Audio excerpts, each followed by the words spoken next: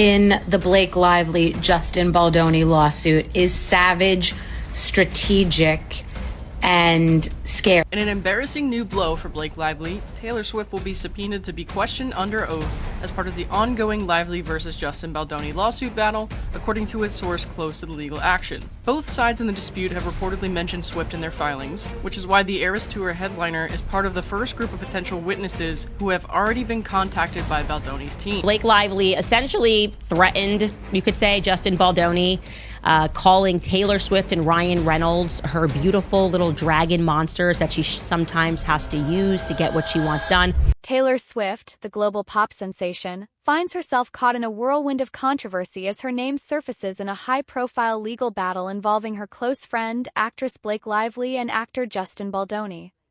Allegations of manipulation and strained friendships have taken center stage, with reports suggesting that Swift feels used by Lively amidst the chaos. As the drama unfolds, Swift has chosen to retreat from the public eye, seeking solace in her relationship with NFL star Travis Kelce. Meanwhile, fans and media speculate about the impact of this turmoil on her personal and professional life. Remember I said that the tactic of Justin Baldoni's lawyers to include Taylor Swift in the lawsuit was nothing short of Machiavellian, because I knew that Taylor's name, her team would be like, we got a multi-billion-dollar enterprise, quote unquote, for me, and we don't want to be part of this at all. And now she is running for cover and leaving Blake for dead because they don't want any part of this. And that was a tactic. And I keep saying this is the craziest, by far, legal situation to ever hit the entertainment industry. Blake Lively playfully referenced Game of Thrones by calling herself Khaleesi and Taylor Swift her dragon, likely alluding to their strong friendship and Swift's immense power in the entertainment industry. In the series, Khaleesi commands dragons as symbols of strength and dominance, much like Swift's influence in music and pop culture. Lively, known for her wit, might be suggesting she's a queen-like figure with Swift as her unstoppable force. Justin Baldoni is suing Blake Lively and Ryan Reynolds for $400 million. That's obviously a shit ton of money, and more has been revealed in this lawsuit, including a bunch of texts from Blake Lively to Justin Baldoni. She sent, allegedly, if you ever get around to watching Game of Thrones, you'll appreciate that I'm Khaleesi, and like her, I happen to have a few dragons. So really, we all benefit from those gorgeous monsters of mine. You will too, I can promise you. What? Excuse me. Yeah. What is that text? First of all, I don't know if Blake Lively remembers how Game of Thrones ended. Right. With that text message. Two, I don't think Taylor Swift would like to be called like a little minion. Like saying it's my little dragon is basically like I have a little minion. I have a little minion named Taylor Swift. And Ryan Reynolds. I mean, my little you monsters. Can't be calling yourself Khaleesi. No, you can't. You like, just can't. Calling yourself Khaleesi. No. These are my little monsters. And no. What? No. Like, when I first saw those messages from Blake Lively, I was like, are these photoshopped? Like, I was like, what is happening? Yeah. Well, I am pleased to report that we have got live footage of one of her dragons. Check this out.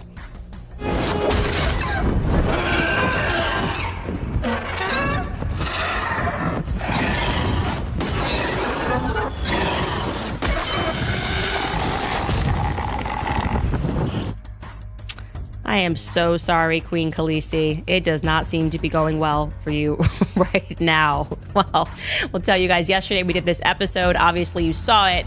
I just was starting to put together this timeline like the psycho that I am and recognize that Taylor Swift was just in the mix a lot. You know, she's listed on special thanks to Taylor Swift on the credits of It Ends With Us. According to insider sources, Swift is stepping back to avoid getting further entangled in the controversy, which has spiraled beyond expectations. An insider revealed, for the time being, she is taking a step back from Blake because she doesn't want to get tangled in this more than she already has, which is far more than she ever needed to be.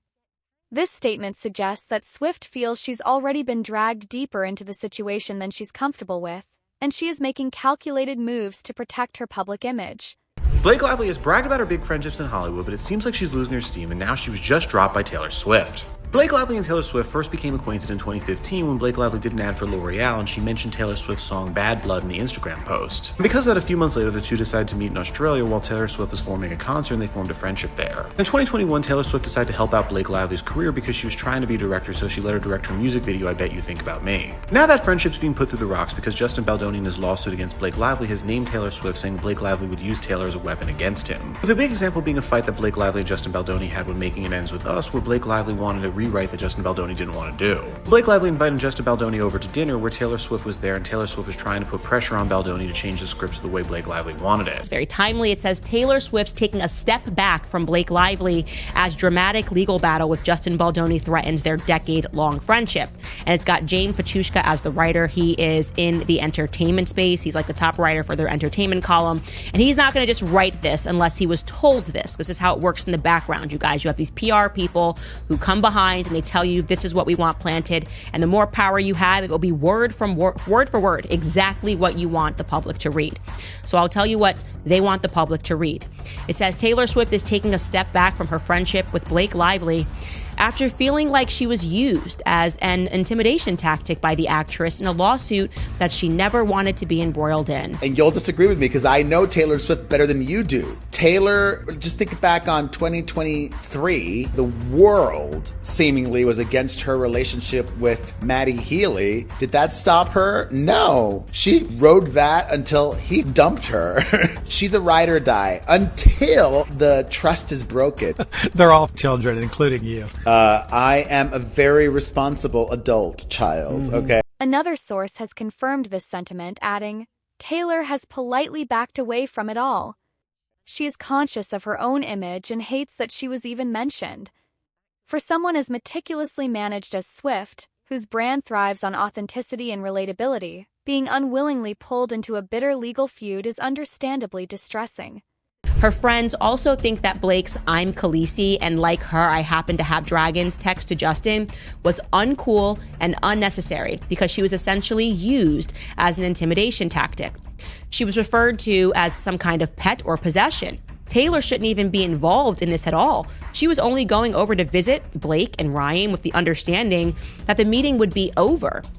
A second source said, Taylor has politely backed away from it all. She is conscious of her own image and hates that she was even mentioned. Okay, so the last part is true. She is politely backed away because she's conscious of her own image. She's extremely conscious. And in the lawsuit, he's painting her out to be a weapon that Blake Lively used to help bully Justin Baldoni into giving her more control over his movie. And Taylor used her immense influence to help her friend intimidate him. And then Vanity Fair just wrote an article that isn't helping, titled Taylor Swift rolls into Kansas City Chiefs game hours after Justin Baldoni calls her a bully. Well, she looks fabulous either way. And I was on Justin Baldoni's team, but you cannot bring in my queen Taylor Swift and think I won't defend her. Blake Lively has accused Baldoni of misconduct and launching a smear campaign against her in a lawsuit filed last year. Case took an unexpected turn when Baldoni countersued both Lively and her husband, Ryan Reynolds, for a staggering $400 million, but what truly shocked fans was Baldoni's decision to pull Swift into the legal mess. According to court documents, Baldoni alleged that Lively used Swift to exert pressure during a contentious meeting with Reynolds regarding script edits for a rooftop scene. Justin Baldoni is now involving Taylor Swift in his lawsuit against Blake Lively. So Justin Baldoni is suing Blake Lively, Ryan Reynolds, and their publicists for over $400 million for all the It Ends With Us drama. Now he's name dropping Taylor Swift, Blake's bestie, in the mix. Thankfully, Taylor Swift is not being sued, but she's mentioned in his 179-page paper complaint. And he's alleging that Taylor's fame was used to pressure him during production. And it really all stems from this penthouse situation where Blake and Ryan live. Apparently there was a meeting there with all of them and Taylor Swift was actually present. And Blake ended up rewriting one of the scenes. And even after the meeting was over, Baldoni texted Blake this, saying, "I gotta put my glasses on for this one. The font is too small. Also was working on the rooftop scene today. Really love what you did. Makes it so much more fun and interesting. And I would have felt the same way without Ryan and Taylor." This was a sinister PR move. Blake Lively then moved 11 days later to file a lawsuit. So now she has filed a lawsuit. And I don't think she ever wanted to do this. I think she genuinely wanted this to be a PR move. and she wanted to leak it to the New York Times. She thought the public would take her side with no questions asked. And instead the public is saying, no, we have a few questions here. And Justin Baldoni is going all the way to the wall on this. His lawyer is already giving interviews explaining just how nasty her team has played this. The lawyer's name is Brian Friedman. He stopped by the Megyn Kelly show. And here's some of the things that he had to say. First, he says there used to never be a sexual claim. There never was a sexual claim until she went to that civil rights office. Take a listen. There was actually no allegation of sexual harassment until the lawsuit was filed. We're going to be talking all things Blake Lively and her legal complaint that she's filed against her It Ends With Us co-star Justin Baldoni. Yes, the It Ends With Us movie drama does in fact not end. What's interesting about this story to me is the Justin Baldoni of it all. He is a self-proclaimed male feminist. He's woke. He speaks out against sexual assault and sexual harassment, even toxic masculinity. And now in this legal complaint filed by Blake Lively, he's being accused of sexual harassment. I challenge you to see if you can use the same qualities that you feel make you a man to go deeper into yourself. And will you be man enough to stand up to other men when you hear locker room talk, when you hear stories of sexual harassment, when you hear your boys talking about grabbing ass or getting her drunk? Will you actually stand up and do something so that one day we don't have to live in a world where a woman has to risk everything and come forward to say the words "me too"? This is gonna be really awkward if these allegations are true. I will say, just for the record, I'm not a fan of either of these individuals, and something about both of them rubs me the wrong way, so I'm not sure. In an article titled "We Can Bury Anyone," Blake Lively heroically shared her story, and the world was on her side because it looked like she was just trying to take down a predator in Hollywood. So Justin Baldoni and his ace lawyer launched an all-cylinder fire attack to clear his name, and he started by suing the New York Times, saying that article was just published because it was paid for by Ryan Reynolds, and it was a multi-layered scheme planned out by Blake and Ryan to take down Justin. And I think it's pretty common knowledge that the mainstream media will lie on behalf of their powerful friends or anyone who pays them off to say certain things. Baldoni claimed that Swift's unexpected presence made him feel like he needed to comply with Blake's direction for the script, implying that her influence was leveraged to sway decisions. This revelation was reportedly a turning point for Swift, who had not intended to be part of the meeting but happened to arrive at Lively's New York penthouse while it was still ongoing. So as Justin sees it, as Blake was busy trying to strong-arm and take over every part of his movie, she, out of the blue, rewrote a part of the script and then gave it to Justin for him to see if he liked it and if they could put it in the movie. But she's not the writer on the movie. And then Blake told him that he should come over to her and Ryan Reynolds' penthouse and talk about that part of the script that she wrote. But when he arrived, to his surprise, her best friend Taylor Swift was there, imploring him to use Blake's script, saying it is the single best thing she's ever read in her life. And keep in mind, this is all about career advancement for Blake Lively, and Taylor Swift has been one of the people supporting her in doing that and will be pretty ruthless to keep her friend succeeding. She even let Blake Lively direct her first project ever, which was a Taylor Swift music video. Blake Lively did not even read the book that the movie was based on. Correct. And we're not talking War and Peace. And then she wanted to, ixnayed all of the wardrobe choices, because when you're making a movie about a poor woman who's suffering from domestic violence, you want her to look like she has money. Right. That Blake said. That's what she did. She looks like she has money. Yep. And she's dressing in florals, and then she's going on this press tour pushing her liquor line and her hair care line, because that's what women who are trying to escape with their lives are worried about. That's what generated her negative press and led to a series of clips of her being insensitive in one way, shape, or form with other interviewers in the past.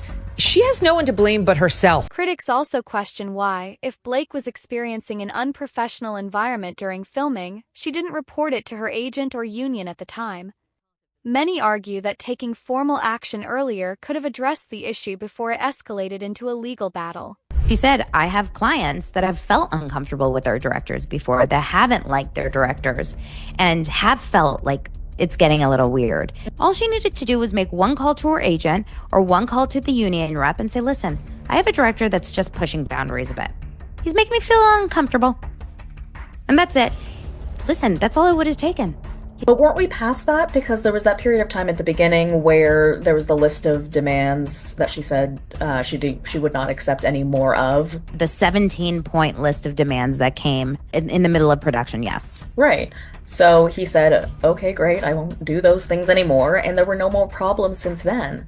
So why then sue him after the fact? He agreed to not do it. He didn't do it. And none of it makes sense. An insider reveals that Colleen Hoover, who initially supported Blake Lively, now admits she never actually read the novel before getting involved in the film. This revelation has sparked criticism, as many assumed Hoover's backing was based on a deep understanding of the story.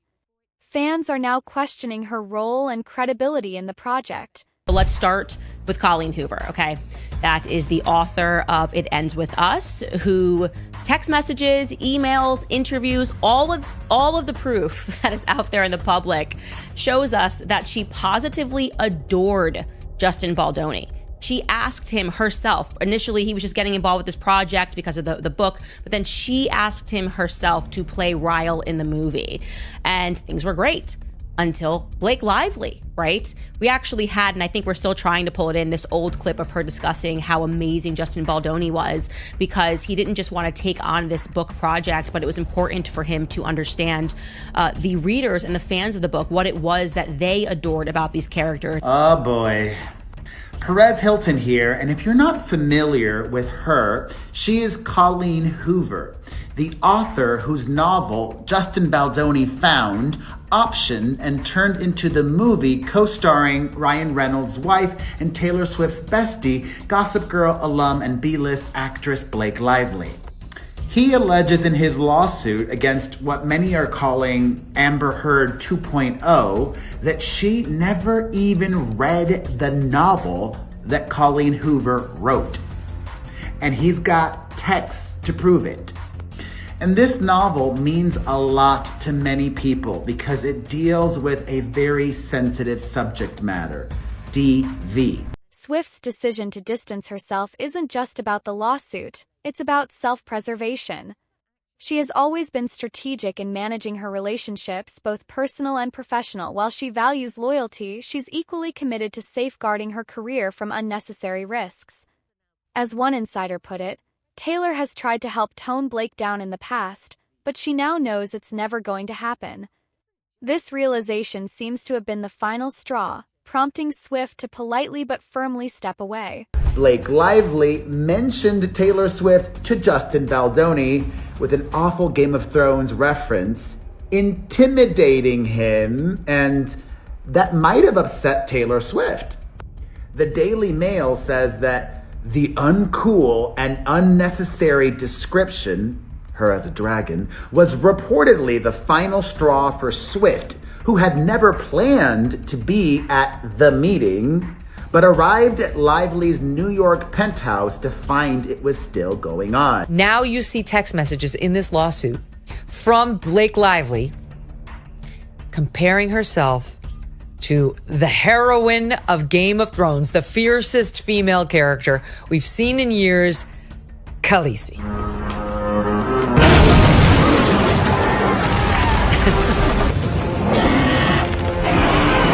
That's her riding her dragon. She's the mother of dragons in Game of Thrones. And that's what Blake Lively says in a text message, that she too has her dragons, Ryan Reynolds and Taylor Swift. That's, again, believed to be the other person. And that they are powerful advocates for her. And while it seems to be said like, I'm so lucky that I have them as great storytellers to help me rewrite the script, what Brian Friedman alleges is, you'll go along or I'll unleash my dragons on you, you loser who no one's ever heard of. While Blake Lively has long been considered one of Hollywood's most charming and likable actresses, her reputation is reportedly taking a hit due to her own actions. Some industry insiders claim that her involvement in the lawsuit and her response to the situation have contributed to the negative press surrounding her. Instead of addressing the controversy head-on, Lively has reportedly been avoiding questions and limiting her public engagements, which has only fueled speculation.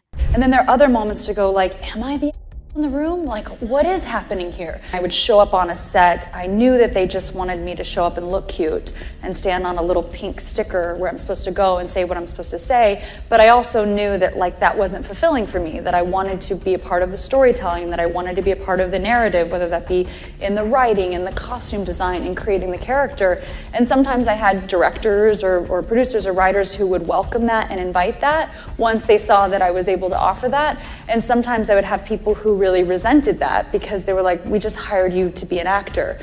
Yet when I went in the meetings, I would just seem like I'm just there to be the actor and ready to get the gig. I wouldn't reveal that I actually need to have authorship in order to fulfill. One major factor in this ongoing saga is Blake Lively's lawsuit, which is reportedly causing ripple effects in the entertainment industry. With the legal battle looming over her, Lively has been noticeably absent from certain public events. And when she does make appearances, the media's focus is often on her legal troubles rather than her work.